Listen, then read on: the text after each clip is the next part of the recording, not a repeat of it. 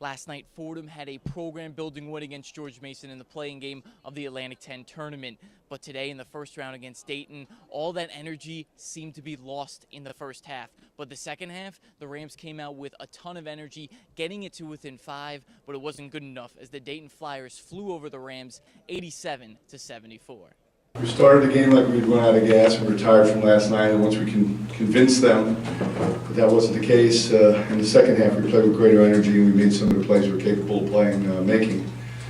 And I think they just wore us down. You know, I know at one point we got it to 5. The three-pointer obviously is a tremendous weapon, and we went on a little bit of run making those, and that was key for us. But gosh, damn, they shot the heck out of it. The team from Ohio looked unstoppable in the first half.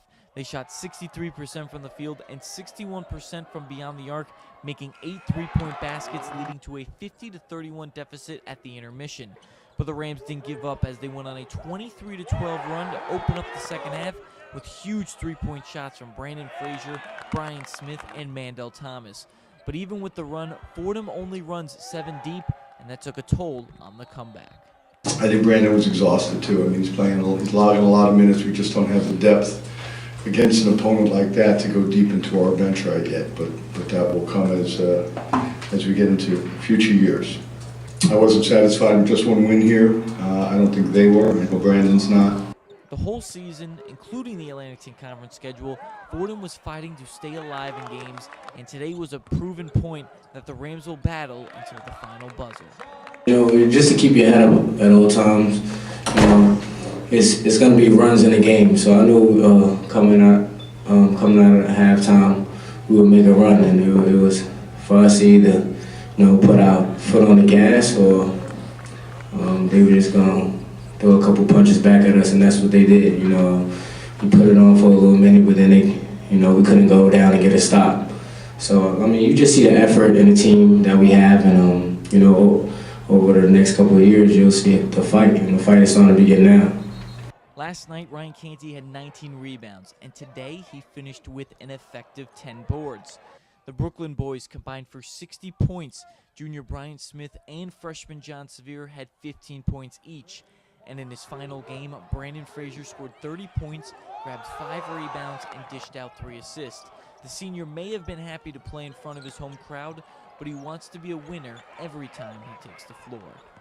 What you said with the numbers of 30 points, I mean, it's good to have 30 points going on in your career, but to have a loss, I'd rather take 1 point to win. So, I mean, it's bittersweet. At the end of the game, a special moment occurred. With 14 seconds left, Branden Frazier exited the game to a standing ovation from the crowd, congratulating him on a great career. Number 0 will cherish that moment forever and appreciates all the love and respect. I know Coach wanted to do that. He said in the huddle before, and you know, I have a group of guys on that team that, you know, that love each other, and those are like my brothers. So to go out, to have everyone stand up for me and clap, even people who aren't Fordham fans, meant a lot to me. You know, just to go down and hug every single person that I went to battle with every game, you know, is special.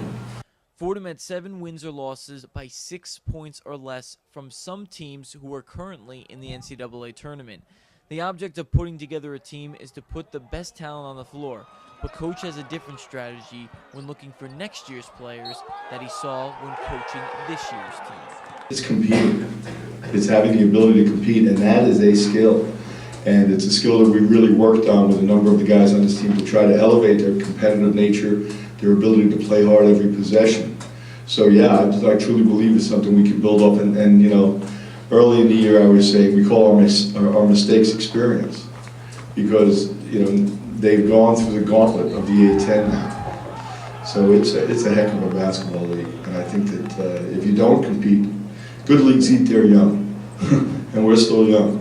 But next year we won't be quite as young, and we're moving in the direction of becoming a good program in this league, and that's what our goal was when we walked on campus 4 years ago. Even though the 2014 season is over, Coach has 7 months to prepare for next season, and he explains why he is so excited to continue to coach at Fordham and develop a winner. No doubt about that. I'm very excited about it, and you know, we're going to hit the ground running. I'm going to have dinner tonight with my family, and then tomorrow I'm on the recruiting trail, and We'll be all over the country doing what we have to do that way. You know, the young man we have signed early is an exceptional player. He's a very good player.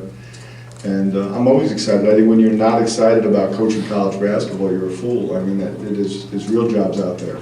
And I'm blessed. Young guys come in and they say they want to coach, and I say, guys, you know, don't just see game night. You have to see, you know, 70, 80-hour weeks. You have to see the traveling. You have to see driving at night, coming home, not seeing your family.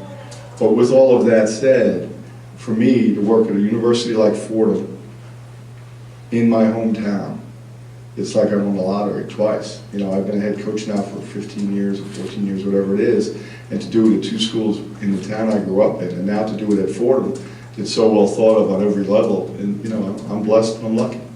So Fordham ends their season with another 10-win season, not improving in the standings, but the players have been improving on the floor. The freshmen, sophomores, and juniors have that valuable experience where they'll be able to show it next year on the floor with more depth and the recruiting class coming in.